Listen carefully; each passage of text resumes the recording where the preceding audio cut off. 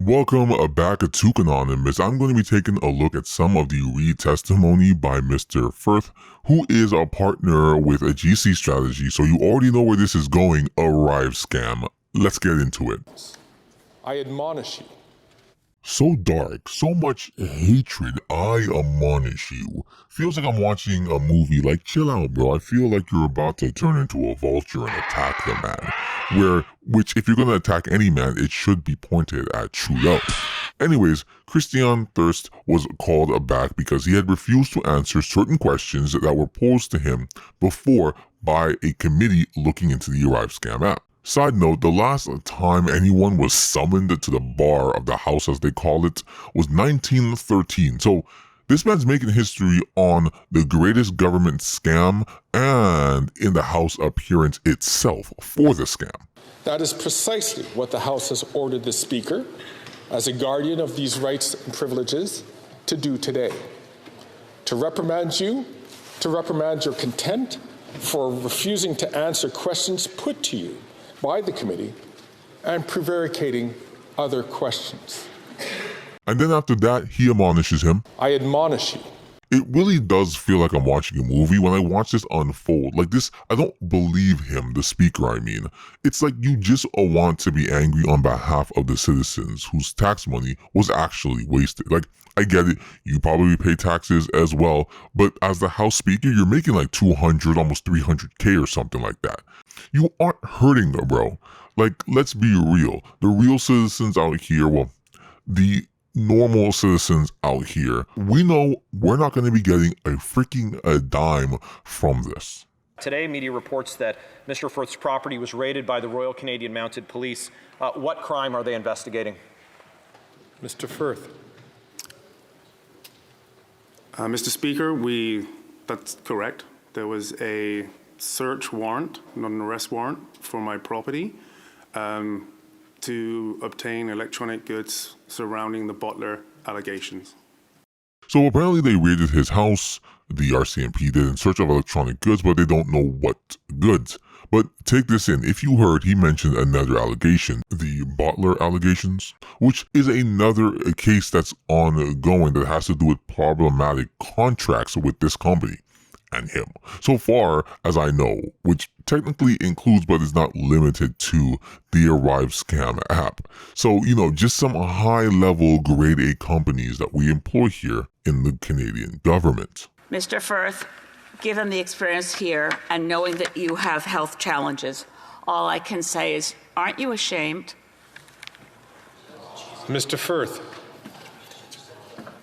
Mr. Speaker, do I have to answer that? Yes, you do. No, I am not ashamed. So as you can see, the man doesn't give a crap about his actions or the repercussions of those actions. He's sitting pretty. He's got $11 million richer. He's good. So what they're going on about here is that Mr. Firth has some sort of underlying health condition at the moment. He is taking medication for it, and in fact, he did go to see a doctor, and the doctor told him that he's recommended not to do something like this that's going to put him into stress, but he's here anyways. What a brave hero. As you can see, they don't really care by the way they obviously are treating the man, the anger that you can see, but I must say the Liberals hired him and the rest of GC strategy team. Did the Libs not vet them? Did they not search out who this man was, who the company was, what the history was? Where is this hatred for the party in charge who caused this debacle? I see none of it. I see absolutely none of it. Here's the Libs actually trying to cover their behind with that same medical question. That Mr. Firth's health is fragile and that a doctor has provided a note recommending that Mr. Firth does not participate in activities such as the questioning today for mental and physical health reasons. Firth understands that he will have to answer questions and is prepared to do so once his health allows it. I want to be crystal clear. We believe that what happened with the Arrivecan app is unacceptable. We want to assure that all unanswered questions receive answers. That is an important principle of this House. That is why we supported the motion that brings Mr. Firth here today. We want to get to the bottom of this issue. The Leader of the Opposition is giving us a demonstration of his character, and Canadians should pay careful attention. See, the Liberals basically trying to get him to say, oh, he can't talk today, he can't address this, it's not good for his health today. But honestly, it's just trying to cover themselves as per norm. They know they messed this up real badly and cost taxpayers tons and tons of money. It's best if he doesn't talk, for their sake, so they get more time to stall and push and get people to forget about this. But don't forget, don't any Canadian citizen forget about this or the many other scandals that have come before. Mr. Speaker, is Mr. Firth comfortable sharing what the doctor told him? Mr. Firth. Mr. Speaker, yes, I am. I'm supposed to not participate in any activity that would cause any undue stress to myself, as being diagnosed with having acute mental health flare-ups. I'm not gonna lie, that all sounds made up. I'm sure it's not. I'm sure it's real. It's a real thing. But it sounds made up. Look how long it took him to remember it. Baby. I don't care where he gets this note from or who he got this note from. Liberal shenanigans. I'm sure this guy, you know what? He probably is going through a lot of mental strain. I might not also be able to sleep at night if I stole $11 million from honest people. Oh, sorry, actually, that's how much he got, I guess. They actually stole $59 million. So, I get it. That can weigh heavy on one's conscience. I'll repeat the last sentence, Mr. Speaker.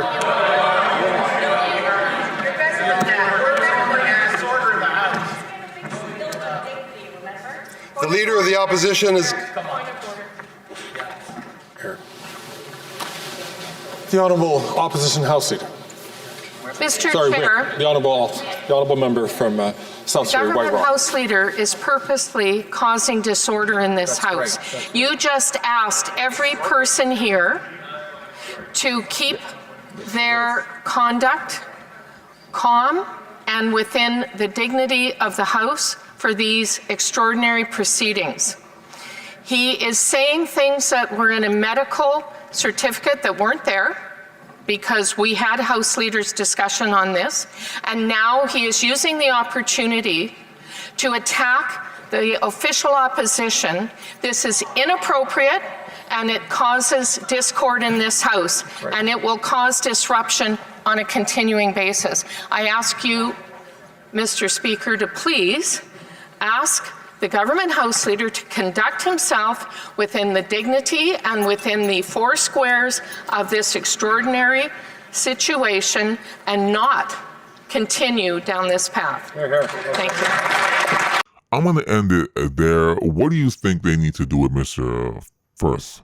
Put him out in the public square, good old-fashioned, public, and comment down below, like, subscribe, and look out for more.